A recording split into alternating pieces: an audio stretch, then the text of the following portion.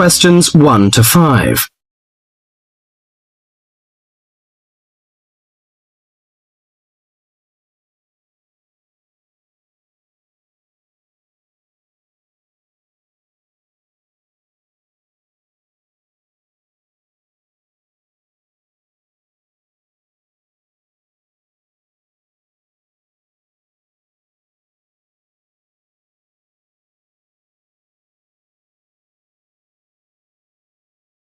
Now listen to the conversation and answer questions 1 to 5. Well, Claudia, our first semester at university is almost over. I can't wait for the holidays. Oh, me too. Why don't we go somewhere far away and forget about lectures and essays and all that hard work? Sounds good to me. How about if we go to the coast? It would be great to do some swimming and surfing. The coast would be good, but let's look at our other options. There are the mountains. They're nice and cool at this time of year. There's also the desert, which I really enjoyed last year. What about going to Sydney? I've never been there, and they say it's a great city to visit. Well, I agree. Sydney would be good, but there are too many tourists there at this time of year, and I'd rather get away from buildings and cars. I vote for the mountains. All right, then, let's do that. Now, we have to decide where we're going to stay and how we're going to get there. Any suggestions? Well, for places to stay, there are the usual places, motels, hotels, and youth hostels. We can go camping too. I'm afraid I'm not a very good camper. I tend to feel a bit frightened sleeping outdoors. All right, we'll forget about camping. So, what do you prefer? Well, since neither of us has a lot of money, I don't think a hotel or motel would be possible. How about a youth hostel? Oh, I'd rather not go to a youth hostel. They're cramped and noisy, and the person in the bed next to you might be a snorer. No, I think we should find a small holiday house to rent, and if we get a few more friends to join us, it will be really cheap. Okay. You know, it's the first time for me to travel to the mountains. What do you suggest to take? Mosquito net, I guess. Mosquito net is useful, but I don't want to add more weight to our luggage. So the insect repellent can do, I think. Besides, aspirins are necessary and some cold cure, in case we feel sick or something like this. Do you think we need binoculars and a camera? Well, it would be a good idea to take binoculars. As to a camera, I'm not very for it. I'd rather record the scenes in my mind. You're right. What about the money? How much do you think is enough and how we should take it? I've learned from a friend about the cost. He told me that they spent about $480 for 1 week's tour. So I think $500 would be enough. We may need over $300 for the house. Have you got any traveller's checks? No, I haven't. But I've got a credit card and a saving card. Then take the credit cards with us. It would be more convenient to pay the house fees with a credit card. Before the rest of the conversation, you have some time to read questions 6 to 10.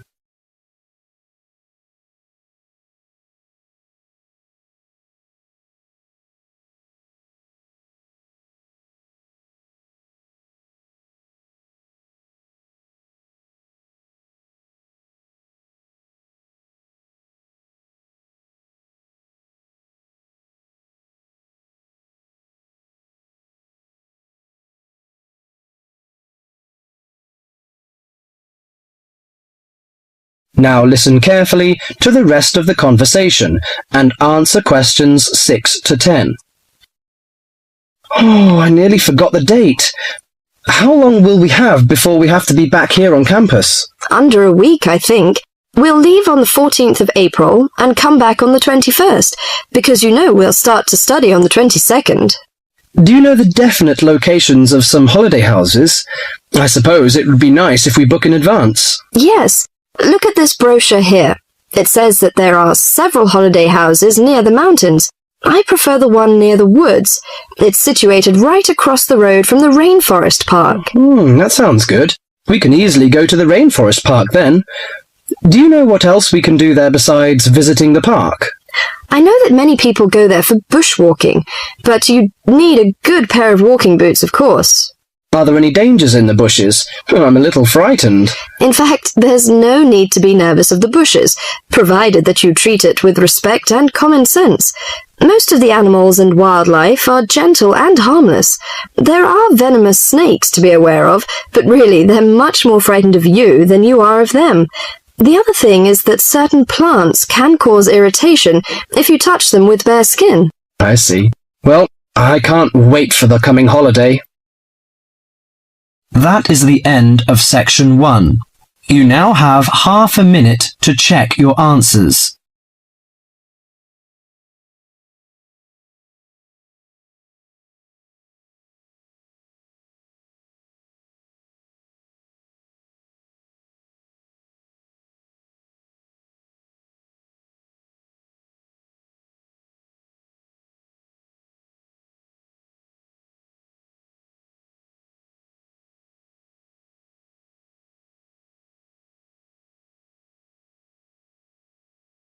Now turn to Section 2.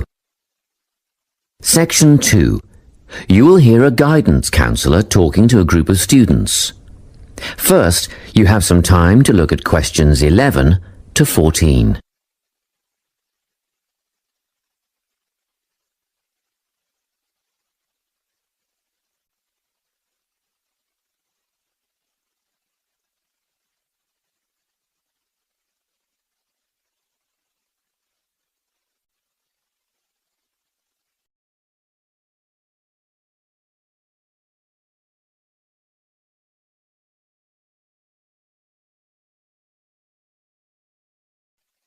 Listen carefully and answer questions 11 to 14.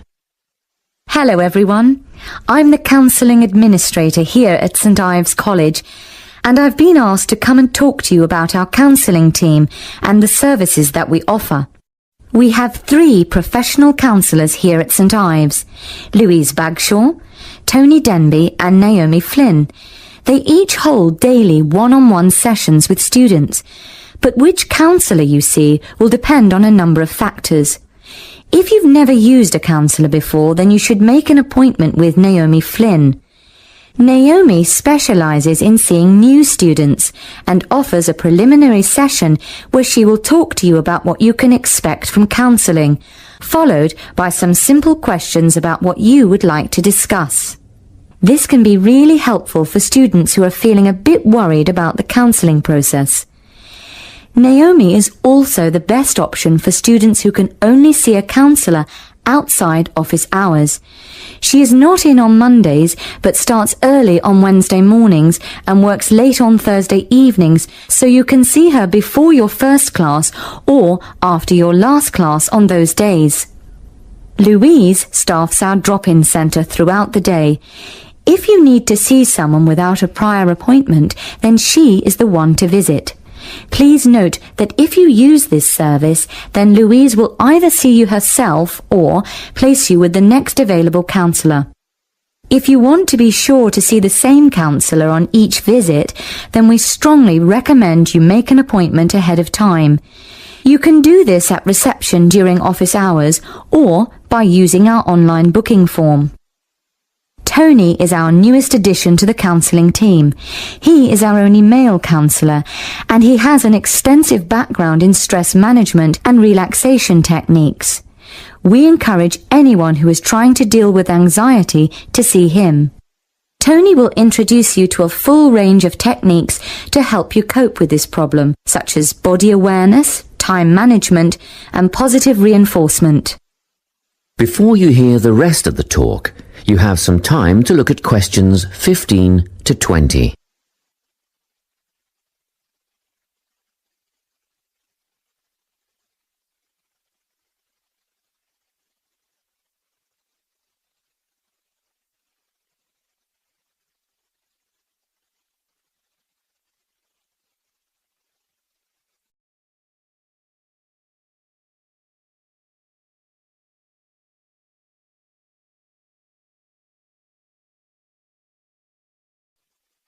Now listen and answer questions 15 to 20. Each semester, the counselling team runs a number of small group workshops. These last for 2 hours and are free to all enrolled students. Our first workshop is called Adjusting. We've found that tertiary education can come as a big shock for some people. After the structured learning environment of school, it is easy to feel lost. In this workshop, we will introduce you to what is necessary for academic success. As you might expect, we're targeting first-year students with this offering. Getting organised follows on from the first workshop. Here, we're going to help you break the habit of putting things off, get the most out of your time, and discover the right balance between academic and recreational activities. With Getting Organised, we're catering to a broader crowd, which includes all undergraduates and postgraduates. Next up is a workshop called Communicating. The way people interact here may be quite different to what you're used to, especially if you've come from abroad. We'll cover an area that many foreign students struggle with, how to talk with teachers and other staff. We'll cover all aspects of multicultural communication. International students tend to get a lot out of this class, so we particularly encourage you to come along. But I must say that sometimes students from a local background find it helpful too, so everyone is welcome. The anxiety workshop is held later on in the year and deals with something you will all be familiar with, the nerves and anxiety that come when exams are approaching. Many students go through their entire academic careers suffering like this, but you don't have to. Come to this workshop and we'll teach you all about relaxation and how to breathe properly, as well as meditation and other strategies to remain calm. We've tailored this workshop to anyone who is going to sit exams. Finally, we have the motivation workshop. The big topic here is how to stay on target and motivated during long-term research projects. This workshop is strictly for research students, as less advanced students already have several workshops catering to their needs. Well, that's it. Thanks for your time. If you have any questions or want more information about our services, do come and see us at the counselling service. That is the end of section 2. You now have half a minute to check your answers.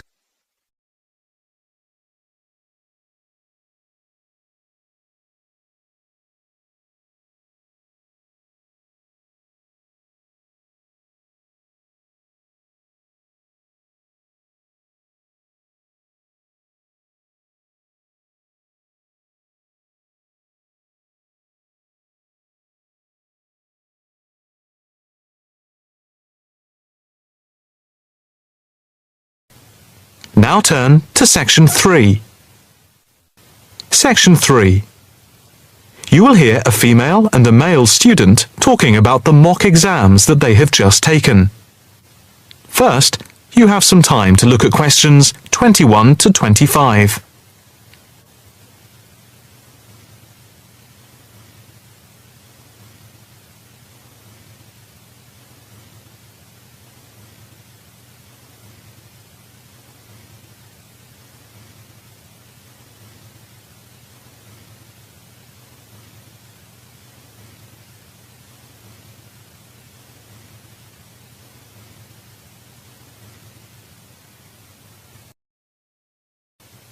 Now listen carefully and answer questions 21 to 25.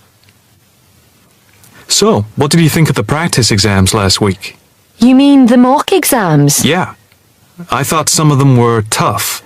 They were certainly hard and generally they were very long. Yeah, they were spread over a whole week, which made it impossible to relax. Exactly. But what did you think of each test? Of the 7 exams we did, the least enjoyable for me were the 2 3-hour essay papers. Why didn't you like the essay papers? I'm not particularly good at writing things down like that in a short space of time. And I don't think it's a good way of testing our theoretical knowledge of medicine. I'm the opposite, I'm afraid. I'm much better in the written essay exams than the other types of tests. But what about the 2 multiple choice exam papers in basic science and anatomy? They weren't too bad. If you didn't know the answer, all you had to do was guess. That's okay, but I never feel comfortable with guessing. And you know that there is research that shows that women are disadvantaged when doing multiple choice questions compared to men. You've mentioned this before, but I'm not sure I believe it. It's true. Multiple choice questions benefit men more than women. They are a male construct. If you say so. It's not if I say so. Anyway, you have to be careful with multiple choice questions because of the negative marking. That can really bring the score down if you keep guessing and get all of the guesses wrong. It's double negative. Yeah, that is a danger. What about the role play? Did you like that? Yeah, with the actors and actresses as simulated patients. Yeah, I thought that was by far the best part of the exam. Why was that? What I liked about it was during the 24 test stations, we had a chance to show what we know about communicating with patients and show our practical medical knowledge, etc. Yes, I think I agree with you there. I enjoyed all of the stations, but I can tell you I was tired at the end. I have done a practice exam with 12 test stations, but not 24. It was exhausting, but also exhilarating. I agree completely. It lasted nearly 4 hours in total with the break. For the rest of the conversation, you have some time to look at questions 26 to 30.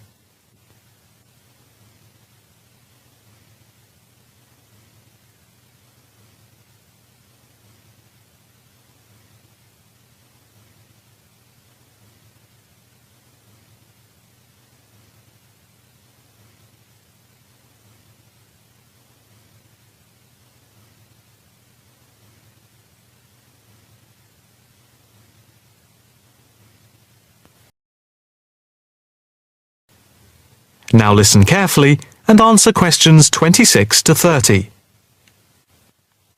What did you think of the other two exams? The two problem-solving tests? I didn't think I was going to handle them very well. But in the end, I think they went better than I thought they would. What I liked most was the test where we had to work in groups of 4, and to solve a problem, we had to prioritise actions. That was very interesting. I'm not sure I did very well in that, though. Did you feel comfortable being in a group of 4 and having 4 examiners watching you as you discussed the problem? We did practice it several times before. You learn to forget that someone is watching you. But some people are better at speaking in group situations like that, and they get the best marks. The test doesn't just assess whether people can talk a lot. It's about showing you can listen, organise your thoughts, and then show you can be part of a team, allowing other people to speak. Well, we'll have to see how it goes.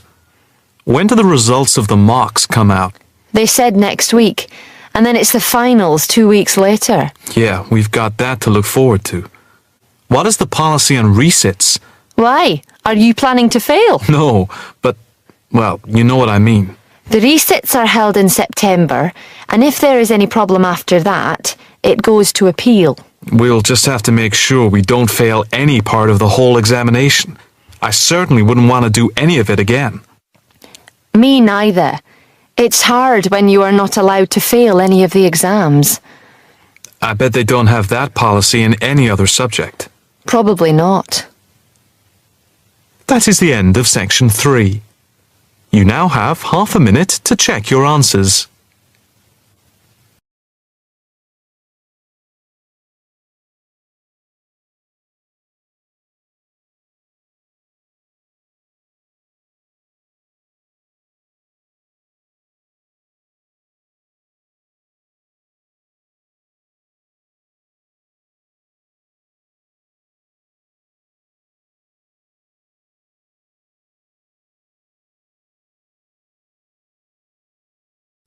Now turn to Section 4. Section 4.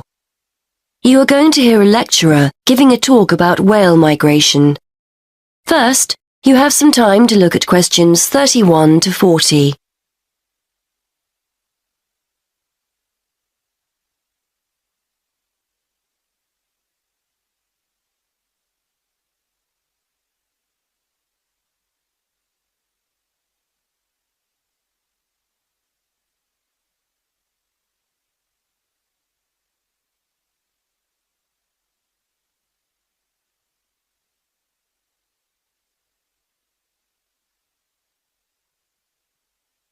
Now listen and answer questions 31 to 40. Today we're going to continue our investigation into the use of technology in plotting oceanographic migratory patterns. And I'd like to focus specifically on creatures that we didn't even realize existed until very recently. Pygmy blue whales. In particular, I'd like to talk about a high-tech method of tracking that researchers have used to find out more about these creatures. Pygmy blue whales, which are one of several subspecies of blue whales, spend their lives in the vast expanses of the Indian and Southern Pacific Oceans. They were first identified as a distinct subspecies in 1966. Before then, they were probably confused with the Antarctic or true blue whale, so it's only recently that researchers have started to learn about them and their migrations to and from their breeding and feeding grounds. Scientists are interested in pygmy blue whales because, although they are a very mobile subspecies, very little is known about their movements and their populations. Large-scale movements of whales are particularly hard to study, and what we do know about pygmy blue whales, we've mainly learned from examining whaling records. There are several populations of pygmy blue whales in the southern hemisphere and two main feeding grounds off southern and western Australia. Scientists were interested in testing their hypothesis that the pygmy blue whales feeding off Western Australia migrate to Indonesia to breed. To track the whales' movements, researchers made use of something called satellite telemetry. This refers to the use of a satellite-linked tag attached to a whale. When the antenna on the whale breaks the surface of the water, the tag communicates with a satellite system. The location of the whale can be determined when multiple satellites receive the tag's transmissions, much like how the navigation system works on a mobile phone. Researchers receive this location data in almost real time via the project website, which allows them to track the movement of the tagged whale from many miles away. The use of these tags has enabled researchers to discover that pygmy blue whales do indeed travel northwards from the west coast of Australia in March and April, reaching the warmer breeding grounds of Indonesia in June. They remain there until September, at which time they then return to Australian waters. In addition to identifying the migratory pattern of this particular population of pygmy whales, research has also shone new light on the whales' feeding patterns. It's usually assumed that whales go without food outside of the summer, when they leave their feeding grounds. But interestingly, the pygmy blue whales studied travel from productive feeding grounds off Western Australia to productive areas in Indonesia, and therefore probably still have the opportunity to feed whilst they're in their breeding grounds. It is hoped that mapping the migratory movements of the pygmy whales will help conservation efforts for these endangered animals, and the study has enabled researchers to identify specific conservation issues. For example, the migratory routes of pygmy blue whales correspond closely with shipping routes. Consequently, researchers are keen to monitor whether this has any negative effects on the whale's behaviour. Baleen whales, these are whales that use filters to feed, not teeth, use sounds to communicate and to gain information about their environment. Clearly, as pygmy blue whale movements correspond to shipping routes, there is potential for the noise generated by ships to affect communication and hence social encounters and feeding. Previously, researchers could only hypothesize that pygmy blue whales occupying Western Australian waters travelled into Indonesian waters. Now that this hypothesis has been borne out by evidence, conservation efforts can be undertaken in a wider area than just Australian waters. However, scientists aren't stopping here. A question mark still remains over the movements of the pygmy blue whales that utilise the feeding grounds further south, off the southern coast of Australia. Genetic evidence indicates that there is a mixing taking place between the population of whales in the feeding grounds of Western Australia and the population further south. Researchers are keen to discover whether the pygmy whales from the southern feeding grounds follow a similar migration route to those from the west coast, or whether they migrate to the subtropical region to the south of Australia. As a result, there are plans to tag the pygmy blue whales further south in order to find out whether they move through the same areas as the western population and are therefore exposed to the same risks. That is the end of section 4. You now have half a minute to check your answers.